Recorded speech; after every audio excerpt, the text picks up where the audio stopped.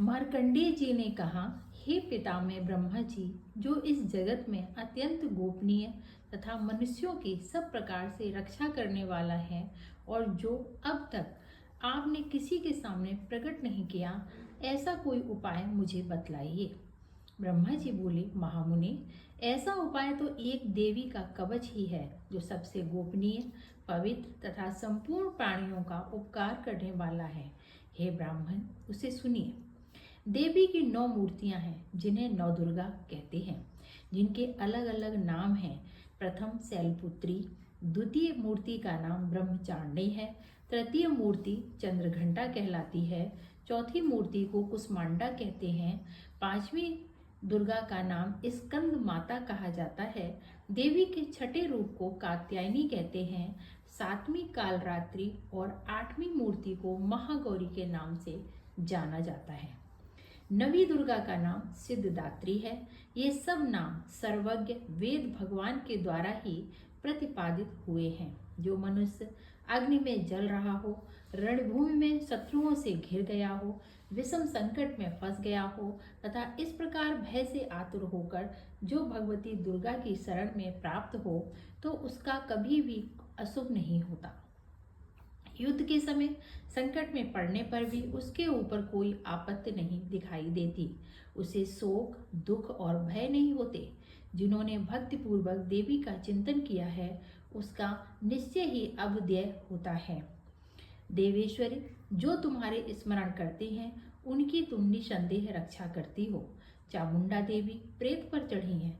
बाराही का वाहन भैंसा है, ऐन्द्री का वाहन ऐरावत हाथी है, वैष्णवी देवी गरुड़ को ही आसन बनाती हैं, माहेश्वरी वृषभ पर आरूढ़ होती हैं, कौमारी का वाहन मोर है, भगवान विष्णु को प्यारी लक्ष्मी देवी कमल के आसन पर स्थित हैं और हाथों में कमल लिए हुए हैं।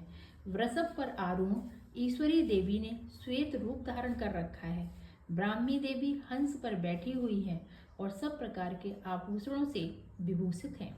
इसी प्रकार ये सभी माताएं सब प्रकार की योग शक्तियों से संपन्न हैं और देवियों अनेक प्रकार के आभूषण की शोभा से युक्त तथा नाना प्रकार के रत्नों से सुशोभित है तथा क्रोध में भरी हुई और भक्तों की रक्षा के लिए रथ पर बैठी हुई दिखाई देती हैं। शंख, चक्र, गदा, शक्ति, हल और मुसल, खेटक और तोमर, परशु तथा पास, कुंद और त्रिशूल एवं उत्तम सार्ग धनुष आदि अस्त्र शस्त्र अपने हाथों में धारण करती हैं। उनके शस्त्र धारण का उद्देश्य है दैत्यों के शरीर का नाश करना, भक्तों को अभयदान देना और देवताओं का कल्याण करना। कवच पढ़ने से पूर्व इस प्रकार प्रार्थना करनी चाहिए। महान रौद्र रूप, अत्यंत घोर पराक्रम, महान बल और बढ़े हुए उत्साह वाली हे देवी, तुम महान भय का नाश करने वाली हो। तुम्हारी ओर देखना भी कठिन है। शत्रुओं का भय बढ़ाने वाली दुर्गा, मेरी रक्षा करो। पूर्व दिशा में ऐन्द्री कही जाने वाली इंद्र शक्ति मेरी रक्षा करे। अग्निकोण में अग्नि शक्ति, दक्षिण दिशा में बाराही तथा नैऋत्य कोण में खड़ग धारणी मेरी रक्षा करें। पश्चिम दिशा में वारुणी कही जाने वाली वरुणा शक्ति और वायव्य कोण में मृग की सवारी करने वाली देवी मेरी रक्षा करें। उत्तर दिशा में कौमारी और ईशान कोण में त्रिशूल धारण करने वाली शूल धारणी मेरी रक्षा करें। ब्रह्माणी, तुम ऊपर की तरफ से मेरी रक्षा करो। ब्रह्माणी देवी, नीचे की तरफ से मेरी रक्षा करो। इसी प्रकार मुर्दे को अपना वाहन बनाने वाली चामुंडा देवी 10 दिशाओं से मेरी रक्षा करें। जया मेरे अग्रभाग, विजया पीछे की ओर से रक्षा करें।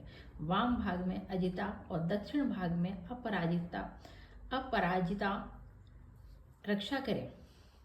उद्धोतनी शिखा की रक्षा करें। ललाट में मालाधारी बचावें और यशस्विनी देवी मेरी भौं की आघात से बचावें।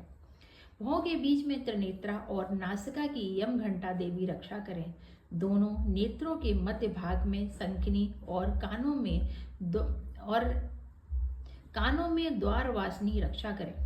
कालिका देवी गालों की तथा भगवती शंकरी कानों की जड़ में रक्षा करें। नासिका में सुगंधा और ऊपर के होंठ में चर्चिका देवी रक्षा करें। नीचे के होंठ में अमृत कला तथा जीव की सरस्वती रक्षा करें। कौमारी दांतों की और चंडिका कंठ प्रदेश की रक्षा करें। चित्रघंटा गले से घंटी की और महामाया तालु में रक्षा करें। कामाक्षी ठोड़ी की और सर्वमंगला मेरी वाणी की रक्षा करें। भद्रकाली ग्रीवा में और धनुर्धरी पृष्ठ वंश में रहकर रक्षा करें। कंठ के बाहरी भाग की नील ग्रीवा और कंठ की नली में नलकुबरी रक्षा करें। दोनों कंधों में खडिगनी और मेरी दोनों भुजाओं को वज्र धारणी रक्षा करें। दोनों हाथों में दंडनी और अंगुलियों में अंबिका रक्षा करें। सुलेश्वरी नखों की रक्षा करें। कुलेश्वरी कुक्ष में रहकर रक्षा करें। महादेवी दोनों स्तनों की और शोक विनाशिनी देवी मन की रक्षा करें। ललिता देवी हृदय में और सूल धारणी पेट में रहकर रक्षा करें। नाभि में कामिनी गुहा भाग की गुहेश्वरी रक्षा करें। पूतना और कामिका लिंग की और महेश वाहिनी गुदा की रक्षा करें। भगवती कमर की ओर विंध्यवासिनी घुटनों की रक्षा करें। सकल अभीष्टों को देने वाली महाबली देवी दोनों जंघाओं की रक्षा करें। नारसिंगी दोनों एड़ियों की और तेजसी देवी दोनों चरणों के पृष्ठभाग की रक्षा करें। श्रीदेवी पैरों की उंगलियों में और तलवासिनी पैरों के तलुओं में रक्षा करें। अपनी दाढ़ों के कारण भयंकर दिखाई देने वाली दृष्टा कराली देवी नखों की और ऊर्ग केसनी देवी बालों की रक्षा करें। रोम वालियों के छिद्रों में कौवेरी और त्वचा की वागेश्वरी देवी रक्षा करें। पार्वती देवी रक्त मज्जा वसा मांस हड्डी और मेदों की रक्षा करें। आंतों को कालरात्रि और पित्त की मुकुटेश्वरी रक्षा करें। मूलाधार आदि कमल केशों में पद्मावती देवी और कफ में चूड़ामणि देवी स्थित होकर रक्षा करें। नख के तेज की ज्वालामुखी रक्षा करें। जिसका किसी भी अस्त्र से भेदन नहीं हो सकता, वह अविद्या देवी शरीर में समस्त जोड़ जहाँ हैं उन सब जोड़ों की रक्षा करें। हे ब्रह्माणी, आप मेरे वीर की रक्षा करें। छत्तेश्वरी छाया की तथा धर्म धारणी देवी मेरे अहंकार मन और बुद्धि की रक्षा करें। हाथों में वज्र धारण करने वाली वज्रहस्ता देवी मेरे प्राण अपान व्यान उदान और समान वायु की रक्षा करें। कल्याण से सुशोभित होने वाली भगवती कल्याण शोभना मेरे प्राण की विशेष रूप से रक्षा करके मुझे दीर्घायु बनाए। रस रूप गंध शब्द और स्पर्श इन विषयों का अनुभव करते समय योगिनी देवी रक्षा करें तथा सत्वगुण रजोगुण तमोगुण की रक्षा सदा नारायणी देवी करें। वाराही से आयु की रक्षा के लिए मैं पुनः कहती हूँ कि वैष्णवी धर्म की रक्षा करें तथा चक्रिणी देवी यश कीर्ति लक्ष्मी धन और विद्या की रक्षा करें। इंद्राणी तुम मेरे गोत्र की रक्षा करो। चंडिके तुम मेरे पशुओं की रक्षा करो। महालक्ष्मी मेरे पुत्रों की रक्षा करो और वह भी भैरवी मेरे पत्नी की रक्षा करें। या मेरे रास्ते की सुपथा तथा दुर्गम मार्ग की छेम करी रक्षा करें। राजा के दरबार में महालक्ष्मी रक्षा करें तथा सब ओर व्याप्त रहने वाली विजया देवी समस्त भयों से मेरी रक्षा करें। हे देवी, जो स्थान इस कवच पाठ में नहीं कहा गया है, इसीलिए रक्षा से जो रहत है वह सब तुम्हारे द्वारा सुरक्षित हो, क्योंकि तुम विजयशालिनी और पाप नाशनी हो।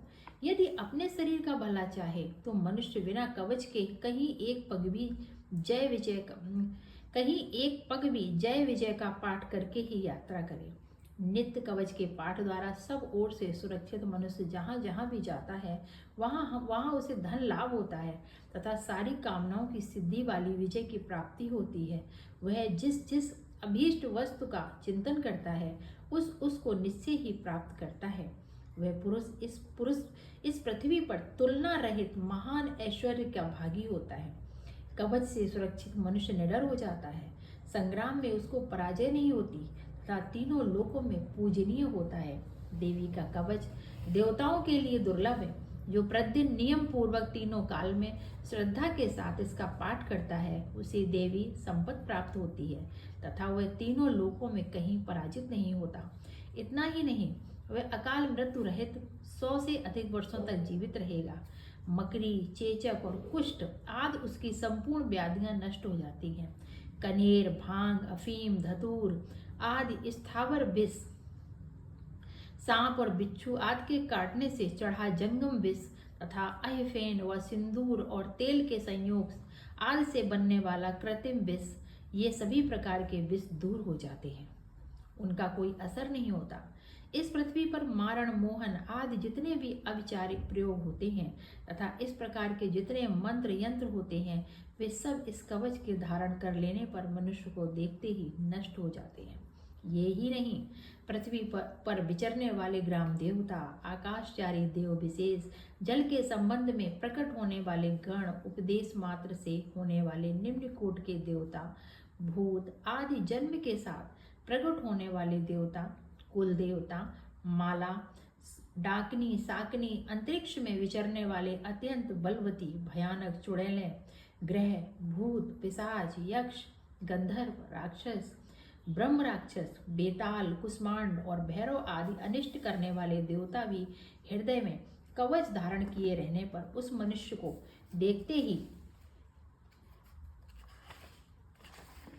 भाग जाते हैं। कवच धारणी पुरुष को राज्य से सम्मान और उन्नति की प्राप्त होती है। यह कवच मनुष्य के तेज को बढ़ाने वाला और उत्तम होता है। कवच का पाठ करने वाला पुरुष अपनी कीर्ति से विभूषित पृथ्वी तल पर अपने सुयश के साथ साथ वृद्धि को प्राप्त होता है।